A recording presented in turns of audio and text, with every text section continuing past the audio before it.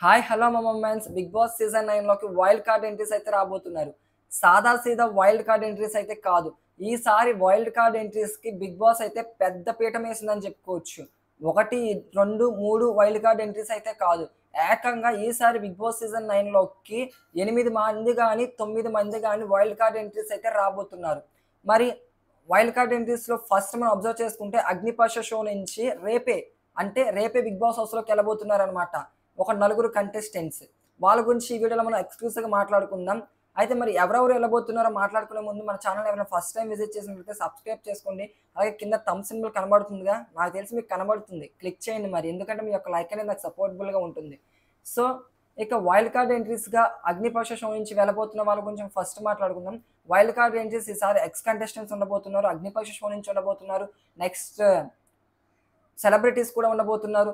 ఓవరాల్‌గా అందరిని మిక్స్ చేసి మిక్సీ పట్టి వైల్డ్ కార్డ్ రిలీజ్‌ని అయితే హౌస్‌లోకి పంపించడం జరుగుతుంది.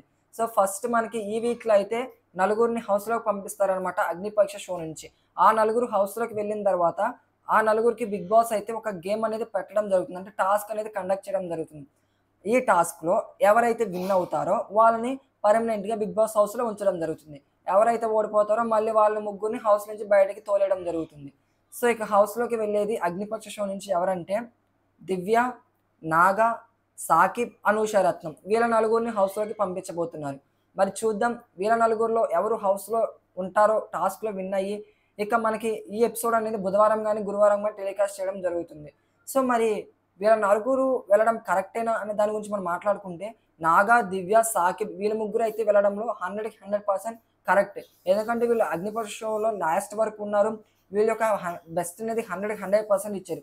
మరి అనూష రత్నాన్ని పంపించడానికి గల రీజన్ ఏంటని అబ్జర్వ్ చేసుకుంటే, అనూష రత్నానికి ఇన్‌స్టాగ్రామ్‌లో కొంచెం ఇన్‌ఫ్లుయెన్సర్ కాబట్టి, కొంచెం ఫ్యాన్ ఫాలోయింగ్ ఉంది కాబట్టి, అనూష రత్నాన్ని కూడా ప్లాన్ చేస్తున్నారు. మరి చూద్దాం ఏం జరుగుతుందో.